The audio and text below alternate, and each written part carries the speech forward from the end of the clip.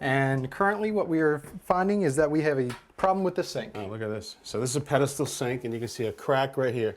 You know, these are made out of vitreous china, and any china with impact can crack like this. Sure. People think they can repair them with epoxy, but it really looks like the dickens. You have a choice. We can actually replace this pedestal or think about a vanity right here for a little bit of storage. I think we want to stick with the pedestal. It really leaves it a little bit more open, being a small bathroom. Yeah, I think that vanity would actually choke off pretty good against here. Right. All right, so let's get started. We'll get the old one out. Let's shut off the hot and the cold. All right, just open that faucet. Be sure the shutoff valves hold tight. Sure thing. Both sides. Okay. Good. So I want to break this connection right here on the hot supply. And when I do, I'm going to use this open end wrench. What I want to do is to be sure, as I loosen the nut, that I at least hold back with my hand on this valve.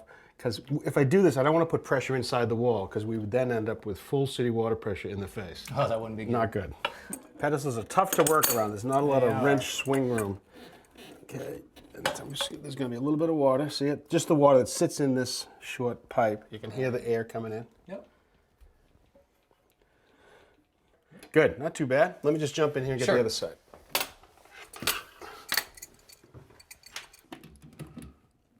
Okay. So there is the hot and the cold water connection that's broken. Now I have a drain connection right there, and I'll use a pair of pliers to loosen the nut right here. Counterclockwise, lefty-loosey. That's tough. That's a tight one.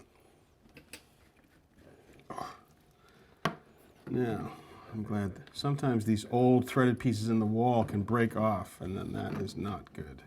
Okay. There's the drain connection. All right, so we've got our waste and our water connections broken. Now, the only thing left holding this sink into the building are these two lag screws up high here. So I just have to loosen them with a socket set. Now, it is free, but before we move it, I want to release that caulking. So I'll let you cut that carefully. Just score it right along the back side, would you? Careful.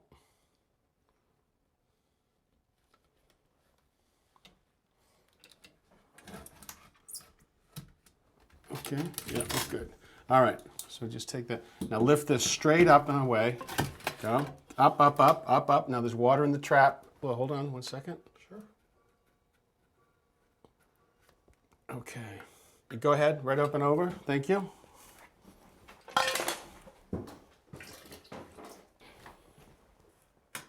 Okay.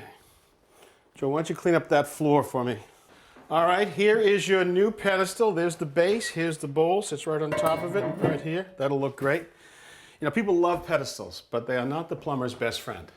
It's a really tight little space to work right here. You actually have to make sure the drain comes exactly out of the wall in the right location, so you can't be moving the pedestal any way you want on the wall. Right. And now there's also all exposed. You know, this is what the drain looked like on the old one. Now you're looking at it from the side. That's really unacceptable to me, seeing the plastic. What I'm going to do is step up a little bit with a chrome piece that'll make that look nice and sweet coming through the side. The other thing is it's really a tight little space to work. So actually I want to do as much of the work as I can out here and then put the pedestal into place. Just grab me that faucet box, would you? Sure thing.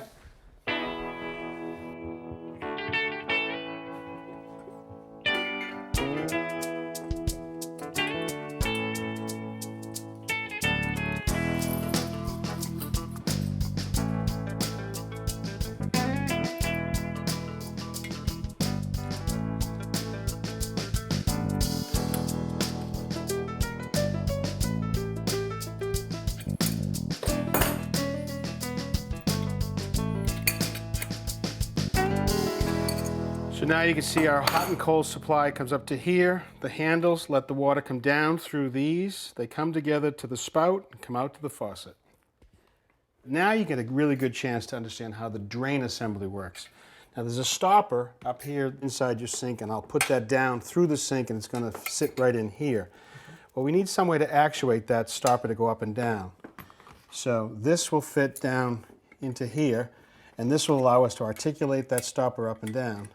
But then you need a way to convey that energy up to the top of the sink. So now, Here's the lift rod right here. And now we'll adjust this linkage to the right height so that when you do lift that rod, it makes that stopper go up and down. Great. Good. All right, let me set the base. Hold on, let me just I want to guide it in. Okay, bring it in. Okay, just drop it down now, careful. Right there. Okay, let's slide that in. There we go, good. Now I can tighten this nut. Okay.